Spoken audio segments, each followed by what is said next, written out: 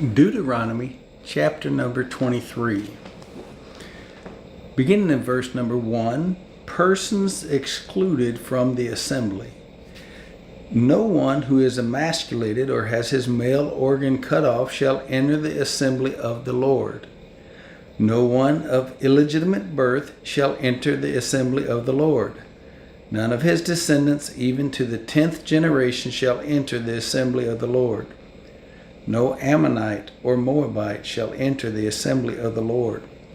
None of their descendants, even to the 10th generation, shall ever enter the assembly of the Lord, because they did not meet you with food and water on the way when you came out of Egypt, and because they hired against you Balaam the son of Beor from Pethor of Mesopotamia to curse you. Nevertheless, the Lord your God was not willing to listen to Balaam, but the Lord your God turned the curse into a blessing for you, because the Lord your God loves you. You shall never seek their peace or their prosperity all your days. You shall not detest an Edomite, for he is your brother. You shall not detest an Egyptian, because you are an alien in his land. The sons of the 3rd generation who are born to them may enter the assembly of the Lord.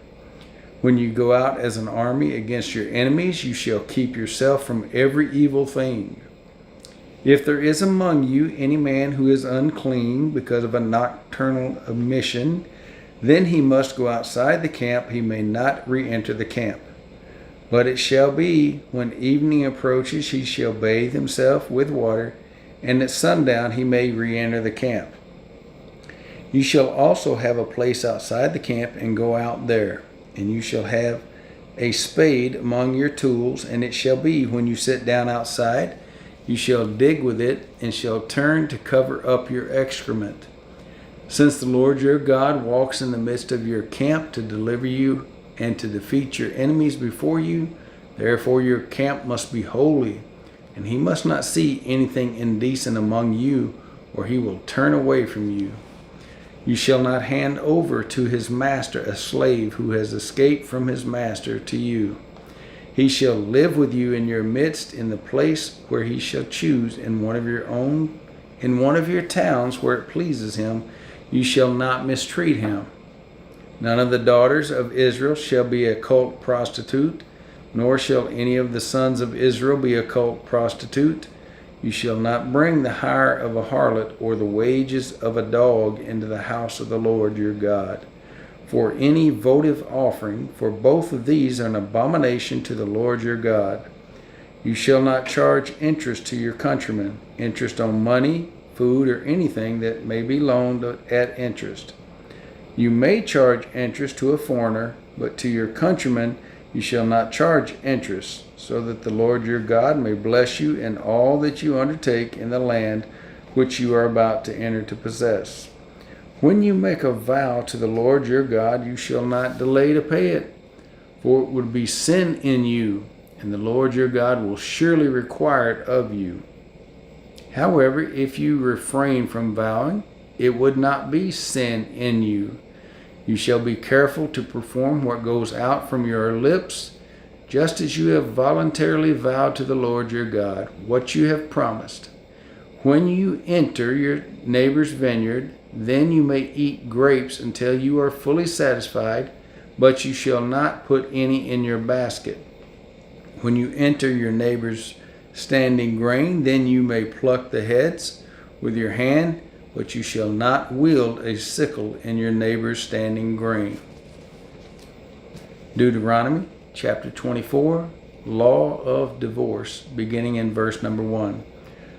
When a man takes a wife and marries her, and it happens that she finds no favor in his eyes because he has found some indecency in her, and he writes her a certificate of divorce and puts it in her hand and sends her out from his house, and she leaves his house and goes and becomes another man's wife. And if the latter husband turns against her and writes her a certificate of divorce and puts it in her hand and sends her out of his house, or if the latter husband dies who took her to be his wife, then the former husband who sent her away is not allowed to take her again to be his wife, since she has been defiled, for that is an abomination before the Lord. And you shall not bring sin on the land which the Lord your God gives you as an inheritance. When a man takes a new wife, he shall not go out with the army, nor be charged with any duty. He shall be free at home 1 year, and shall give happiness to his wife whom he has taken. Deuteronomy chapter 24, beginning in verse number 6, sundry laws.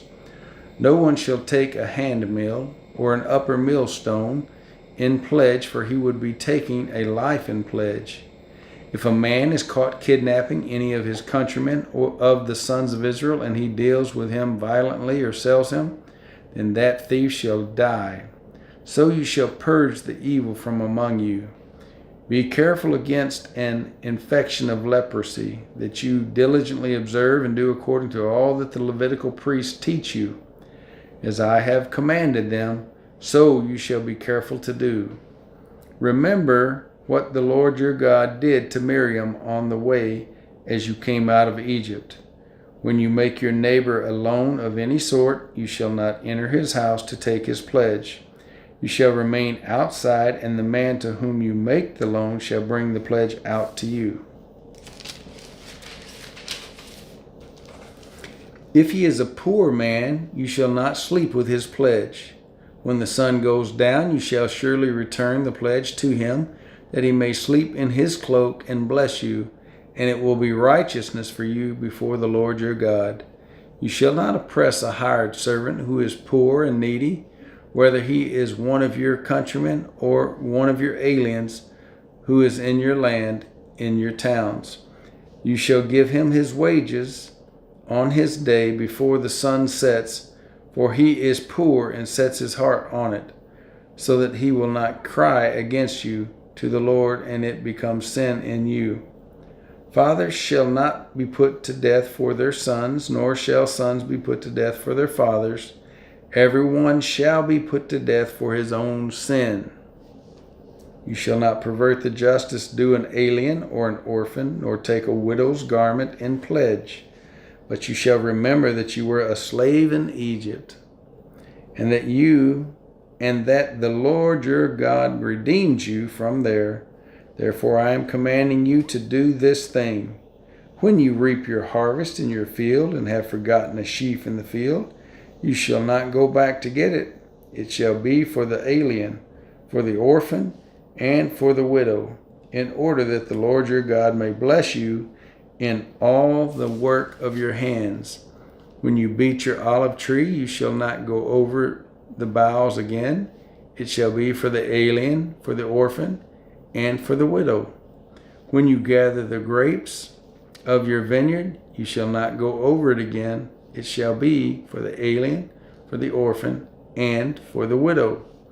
You shall remember that you were a slave in the land of Egypt. Therefore I am commanding you to do this thing.